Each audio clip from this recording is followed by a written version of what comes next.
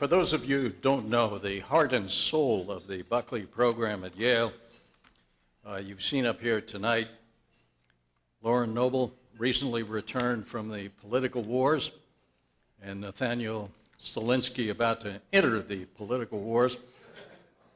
Thank you. Bill would have loved it. One of the objectives of the Buckley program at Yale is to convey to students a sense of the political possibilities in American life. Some of those possibilities can be neglected on a campus where most of the students, the faculty, the administration, all seem to be marching or shuffling to the same old drummer. The eponymous Mr. Buckley, as some of you will remember, and others of you will have heard, was not much of a shuffler. It was Bill Buckley, in fact, who showed Yale and then the nation just how large the possibilities could be. When asked what he proposed to do with his young and financially malnourished magazine, Bill Buckley, no Burkean he, would flash that lupine grin and say with theatrically false immodesty, "We propose to change the world." Adults would laugh, as you just did. Only young people seemed to understand that he meant exactly what he had said. Bill's boast was a kind of dog whistle, inaudible to many, a clarion call to some. We are honored and privileged to have with us tonight Mitch Daniels. He has sensed, engaged, and realized many of the possibilities of political life. As a student at Princeton, he observed the gathering forces of reform. As a senatorial aide on Capitol Hill, he learned the mechanics of policy development. As political director in the Reagan White House, he began to shape the course of national affairs. He then became a senior executive in the pharmaceutical industry, where he mastered the subjects of cash flow, investment risk, capital return. Subjects unaddressed, we can safely assume, by the curricula at Occidental, Columbia, and Harvard Law School. Our speaker then returned to Washington as budget director in the second Bush administration, where he attempted with passion and wit and intermittent success to restrain federal spending.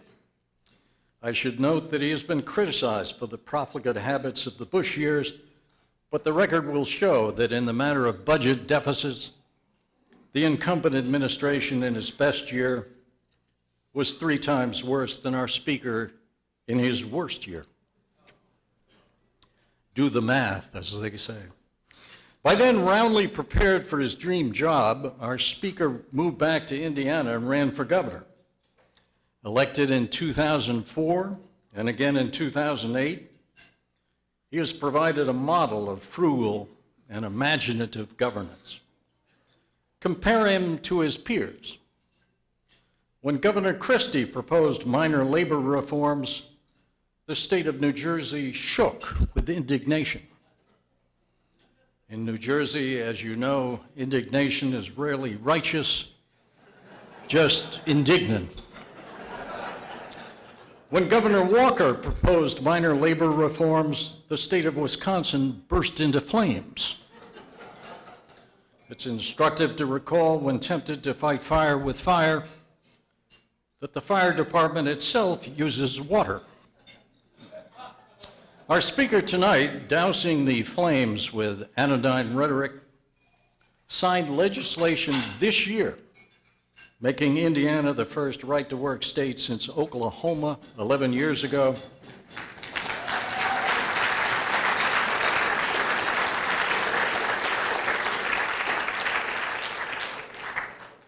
And the first right-to-work state ever in the industrialized Midwest. What price did the governor pay for this effrontery? Riots in the streets? Recall elections? A lecture on public morals from Al Sharpton?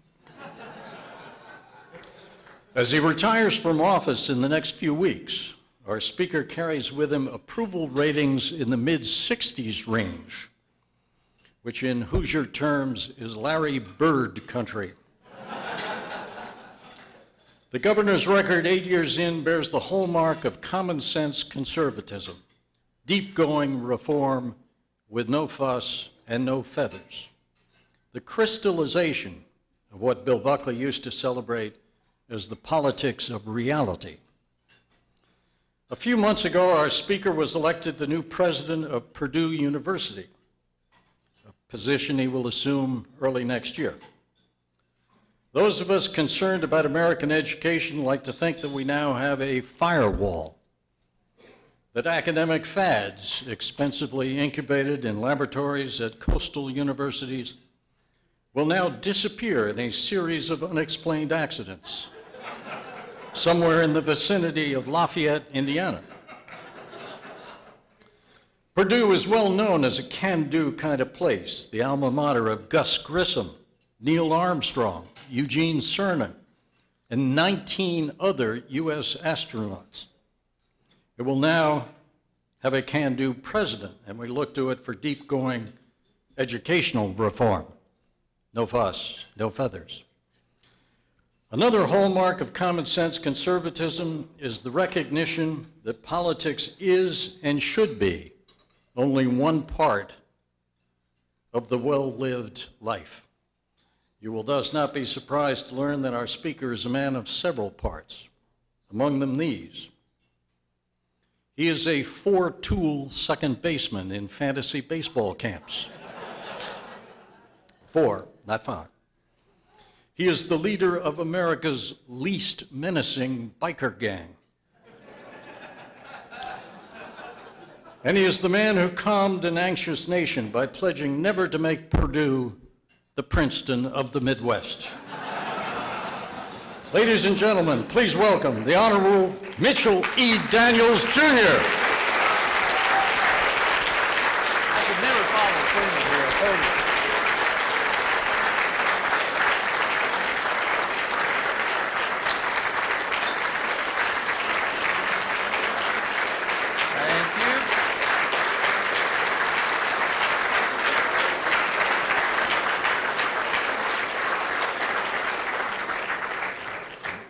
Enough of that. I don't venture forth very often, you should know this. It has to be something special. This is multiple reasons. My affection for Lauren and a few other folks on this campus who, although I'd never met them, got it in their heads that we should be allies in a cause that I was not able to bring about. But that was certainly one attraction. And my reverence for anything with the Buckley name on it. And finally, Freeman, who was dispatched to recruit me for this assignment, and it's pretty hard to turn him down, too. I have enormous respect for Neil, but if I didn't, you wouldn't find out tonight because he'll get the last word. And I recently had a very instructive experience in showing proper respect for those who do get the last word.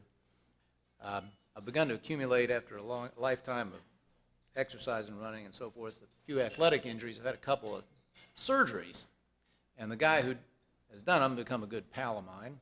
And when it was time for the most recent one, about 4 or 5 months ago, thinking to be the wise guy I am, I got up that morning and took a marker, and on the appropriate leg I wrote in giant letters, "This one, dummy." I came out of the anesthetic with pink toenails.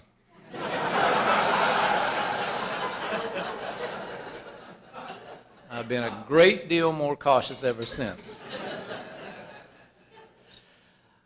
I want to apologize for my lateness in arriving. I was punctual enough for this evening's program, and to my great benefit, the exceptional series of conversations earlier today, but in a different sense, I'm late, 46 years to be exact, in coming to New Haven. I last saw this campus in the summer of 1966 as a public high school student from the Midwest.